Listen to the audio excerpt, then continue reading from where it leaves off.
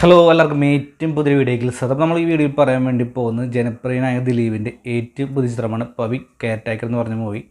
അപ്പോൾ കഴിഞ്ഞ ദിവസം ഈ ചിത്രത്തിന് ട്രെയിലർ റിലീസ് ചെയ്തിരുന്നു. അപ്പോൾ അതിനെക്കുറിച്ചുള്ള ഡീകോഡിംഗ് ആയിട്ടുള്ള ഒരു റിവ്യൂ ആണ് നമ്മൾ പറയാൻ വേണ്ടി പോകുന്നത്. ട്രെയിലറിനെ കുറിച്ച് പറയുമ്പോൾ ഇതിന് 2 മിനിറ്റും 35 സെക്കൻഡാണ് ഇതിൻ്റെ ഡ്യൂറേഷൻ ഉണ്ടായിരുന്നത്. വിനീത് കുമാറാണ് ഡയറക്ഷൻ.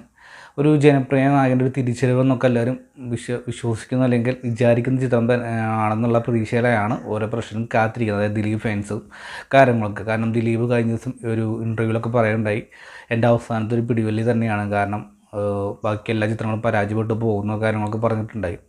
എന്താ നമ്മൾ അതിന് ട്രെയിലറിനെ കുറിച്ച് പറയുമ്പോൾ നേരത്തെ പറഞ്ഞപ്പോൾ 2 മിനിറ്റ് 35 സെക്കൻഡാണ് ഡ്യൂറേഷൻ ഉണ്ടായിരുന്നത്. വിനീത് കുമാറാണ്. വിനീത് കുമാറിനെ കുറിച്ച് നമ്മുടെ കൺമിഷി എന്ന് പറഞ്ഞ ചിത്രത്തിലൊക്കെ നായകനായിട്ട് വന്നിട്ടുള്ള വ്യക്തിയാണ്. ബാക്കി അല്ലെങ്കിൽ സെവൻസിലൊക്കെ ഉണ്ടായിരുന്ന അദ്ദേഹം.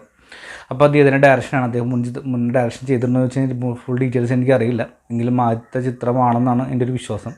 ആ വിനീത് കുമാർ ആണ് അദ്ദേഹത്തിൻ്റെ. അപ്പോൾ അതും ജനപ്രിയ നായകനെ വെച്ചിട്ട് ഇതിൻ്റെ ട്രെയിലർ ചെയ്യണം അവർ സൂചിപ്പിക്കുന്നത് വെച്ച് കഴിഞ്ഞാൽ ഒരു റൊമാൻറ്റിക് കോമഡി മൂവി ആയിട്ടാണ് അവർ ഉദ്ദേശിച്ചിട്ടുള്ളത്. ഒരു പഴയ ബോഡി ഗാർഡും അല്ലെങ്കിൽ ജനപ്രിയ നായകൻ ദിലീപിൻ്റെ ഒരു തിരിച്ചറിവിന് വേണ്ടിയുള്ള കാത്തിരിപ്പൊക്കെയാണ് ഇത് യൂസ് ചെയ്യാൻ ശ്രമിച്ചിട്ടുള്ളത്. കെയർടേക്കർ എന്ന് വെച്ചാൽ സംരക്ഷകൻ. അപ്പോൾ ഇതിൽ നമുക്ക് ട്രെയിലറിലായാലും ടീസറിലായാലും പോസ്റ്റേഴ്സൊക്കെ ആണെങ്കിലും അദ്ദേഹം ഒരു സെക്യൂരിറ്റി ഗാർഡിൻ്റെ ഒരു ഒരു ലുക്കിലൊക്കെയാണ് പോസ്റ്ററൊക്കെ പുറത്തുവിട്ടുന്നത്. ട്രെയിലറിന് തുടക്കം തന്നെ ഒരു സെക്യൂരിറ്റി ഗാർഡിനായിട്ട് അദ്ദേഹം സ്വപ്നത്തിൽ കുറച്ച് പേരെ ഇടിച്ചിരുന്ന ഭാഗം കാണിക്കുന്നുണ്ട്. അപ്പോൾ ചോദിക്കുന്നുണ്ട്, പകരം രാത്രി ഉറക്കൊളിച്ച പണിയില്ലേ, അതിൻ്റെയാണ് പിരിവിട്ട് പോയെന്ന് പറയുന്നുണ്ട്. അപ്പോൾ ഈ വ്യക്തി എന്ന് വെച്ച് കഴിഞ്ഞാൽ ആരും ഇല്ലാത്തൊരു വ്യക്തിയാണ് എന്ന് തോന്നുന്നു. അപ്പോൾ അതിൽ അങ്ങനെ ഇരിക്കെ ആ വ്യക്തി ഒരു സ്വപ്നത്തിലേക്ക് അകപ്പെട്ട് പോകുന്നുണ്ട്. ഇതിൽ എടുത്ത് പറയുന്നത് അദ്ദേഹം ഒരു നൃത്യ ബ്രഹ്മചാരി എന്ന് പറയുന്നുണ്ട്. കാരണം വെച്ച് കഴിഞ്ഞാൽ സ്ത്രീകളോടൊന്നും അധികം ഇടപഴകാതെ പോകുന്ന ഒരു വ്യക്തി. കാരണം ഇതിൻ്റെ ട്രെയിലറിന് ഒരു പോർഷനിൽ വെച്ച് നോക്കുമ്പോൾ ഒരു പെൺകുട്ടിയെ ബൈക്ക് കയറ്റി പോകുമ്പോൾ ഹമ്പൊക്കെ ചടുമ്പോഴും അദ്ദേഹം ഇങ്ങനെ പൊന്തിയിട്ടും ഇത്ര ഡിസ്റ്റൻസിലായിട്ട് ഗ്യാപ്പിലാണ് ദിലീപ് ഇരിക്കുന്നത്. അതിൽ നിന്ന് തന്നെയാണ് അപ്പോൾ അദ്ദേഹം ഒരു നിത്യ ബ്രഹ്മചാരി എന്ന് പറയുന്നുണ്ട്. കുറച്ച് പോർഷൻസ് കുറച്ച് മാറ്റി നിർത്തി കഴിഞ്ഞാൽ പെൺകുട്ടി ചോദിക്കുന്നുണ്ട്, ഒരു ആണും പെണ്ണും തമ്മിൽ പ്രണയമെന്നല്ല, അതിനപ്പുറത്തോട്ട് സൗഹൃദം എന്ന് പറയുന്നൊരു വാക്കും കൂടിയുണ്ട്. അതൊക്കെ മനസ്സിലാണ് കൂടെ ഒരു പെണ്ണ് വേണം, അല്ലെങ്കിൽ അത് മനസ്സിലാക്കാൻ വേണ്ടിയിട്ട് ആരെങ്കിലും കൂടെ വേണമെന്ന് പറയുന്നുണ്ട് ദിലീപിനോട്. അത് കഴിഞ്ഞ് അടുത്തൊരു വ്യക്തി നമ്മുടെ ജോണി ആൻ്റണി ദിലീപിനോട് സംസാരിക്കുന്നു, ഞാൻ എന്ന് പറഞ്ഞ പെൺകുട്ടിയുടെ കാര്യം എന്തായിരുന്നു. അപ്പോഴാണ് നമ്മൾ ടീസറിൽ കാണിച്ചിട്ടുള്ള കുറച്ച് പെൺകുട്ടികളൊക്കെ കാണിച്ചു പോയിട്ടുണ്ടാകുന്നത്.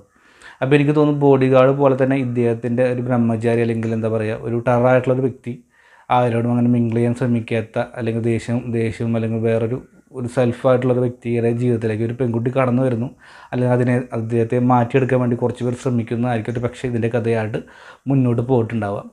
കോമഡീസൊക്കെ എനിക്ക് തോന്നുന്നു കോമഡീസൊക്കെ ചിലതൊക്കെ വർക്കൗട്ടാവും, ബാക്കിയൊക്കെ മൊത്തത്തിൽ പാളി പോകാനുള്ള ഒരു അവസ്ഥ ആയിട്ട് കാണുന്നുണ്ട്. ടീസറാണെങ്കിലും അന്ന് ഞാൻ പറഞ്ഞിരുന്നു വലിയതായിട്ട് എനിക്ക് ഇൻട്രസ്റ്റ് ആയി തോന്നിയില്ല. ട്രെയിലറാണെങ്കിൽ അതേപോലെ തന്നെയാണ്, വലിയൊരു പ്രതീക്ഷ എനിക്ക് തോന്നുന്നില്ല. എങ്കിൽ പോലും ഒരു പക്ഷേ ജനപ്രിയ നായകൻ ദിലീപിന് തിരിച്ചു വരാൻ സാധിച്ചേക്കാവുന്ന ഒരു ചിത്രം തന്നെയാണ്. കാരണം ദിലീപിൻ്റെ ഏതൊക്കെ ചിത്രങ്ങളൊക്കെ ഫാമിലീസ് ഏറ്റെടുത്തു അതൊക്കെ വലിയൊരു വിജയം, അല്ലെങ്കിൽ അറ്റ്ലീസ്റ്റ് നിർമ്മാതാവ് നഷ്ടം വരാത്ത രീതിയിൽ തന്നെയാണ് മുന്നോട്ട് പോയിട്ടുള്ളത്. ഇതിൻ്റെ ഏറ്റവും വലിയ പ്രത്യേകത നിർമ്മാതാവ് ദിലീപ് തന്നെയാണ്. എനിക്ക് തോന്നുന്നു ദിലീപിൻ്റെ അടുത്ത കാലത്ത് എല്ലാ ചിത്രങ്ങളും പരാജയപ്പെട്ടിരുന്നു. തമിഴ് ഭേദം എന്ന് പറയാൻ വോയിസ് ഓഫ് സത്യനാരായണ പേഴ്സണലി എനിക്ക് വലിയ ഇഷ്ടമായിട്ട് തോന്നാത്തൊരു മൂവിയാണെങ്കിൽ പോലും ഒരു പക്ഷേ ഒരു ഏവറേജ് വിജയം നേടിയിട്ടുള്ള മൂവി തന്നെയാണ് ആ ചിത്രം.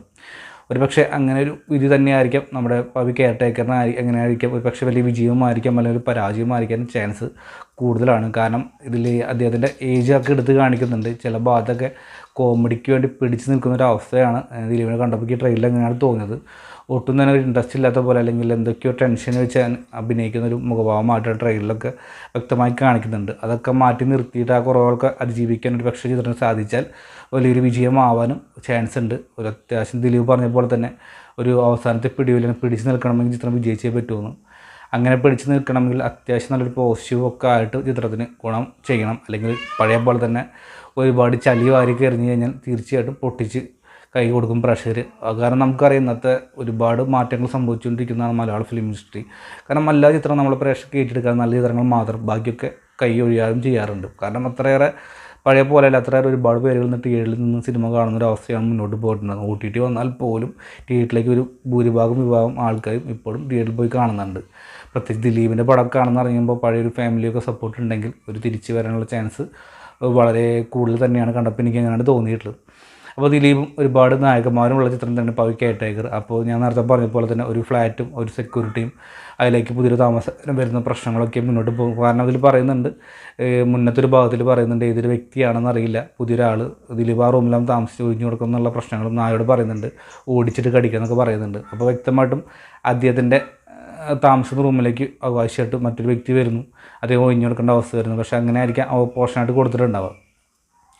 ദിലീപിൻ്റെ അമ്മയായിട്ടായിരിക്കും ഇതിൽ നമ്മുടെ രാമലീലയുടെ പേര് മറന്നുപോയി. അപ്പോൾ അവരൊക്കെ ഉണ്ടെന്നാണ് പ്രതീക്ഷ. ജോണി ആൻ്റണി, ബാക്കിയുള്ള വ്യക്തികളൊക്കെ പുതുമുഖ താരങ്ങളായിട്ടാണ് വന്നിട്ടുള്ളത്. എന്തായാലും പവി കെയർ ടേക്കർ ഈ വരുന്ന നമ്മുടെ ഏപ്രിൽ 26 റിലീസ് ചെയ്യാൻ വേണ്ടി പോകുന്നത്. ഇലക്ഷൻ ഡേയുടെ അന്നാണ്. ഇലക്ഷൻ ഡേയുടെ അന്ന് കാണാൻ പറ്റുമോ എന്നറിയില്ല, എങ്കിൽ പോലും നമ്മൾ കണ്ടിട്ട് റിവ്യൂ ചെയ്യുന്നതായിരിക്കും. അപ്പോൾ ഇന്നത്തെയും പോലെ തന്നെ നമ്മുടെ വീഡിയോ ഇഷ്ടപ്പെടുന്ന ലൈക്ക്, ഷെയർ, സബ്സ്ക്രൈബ് കാര്യം പരിഗണിക്കുക. വീണ്ടും പുതിയ വീഡിയോ ആയിട്ട് വരെ കാത്തിരിക്കുക. അതുവരെയും ബൈ ഫ്രണ്ട്സ്.